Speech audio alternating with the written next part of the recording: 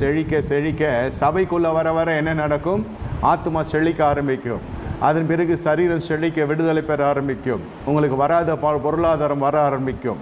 கடன்கள் எல்லாம் மறையும், கட்டிகள் மறையும், நோய்கள் குணமாகும், பேய்கள் ஓடும். சபையினுடைய சாராம்சம் சொல்லுகிறேன். ஏனென்றால் இது தலைமைத்துவத்துக்கு மகிமை சேர்க்கும்படி அல்ல, கர்த்தருடைய மகிமைக்காக சொல்லுகிறேன். பரிசுத்தாவியோடு கூட வேத வசனங்கள் புறப்பட்டு வருகிற பொழுது ஆவியோடும் வல்லமையோடும் உங்களை வந்து சந்திக்கிற வேத வசனம் உங்களுக்கு விடுதலை தருகிறது. நீங்கள் விடுவிக்கப்படுகிறீர்கள். பெற்ற விடுதலையோடு நீங்கள் என்ன செய்வீர்கள்? சந்தோஷமாக இருந்து சபையில் சாட்சியாக இருந்து வாழ்ந்து விடலாம் என்று நீங்கள் நினைப்பீர்கள். சாலச் சிறந்தது, வரவேற்கத்தக்கது. நானும் அதை விரும்புகிறேன்.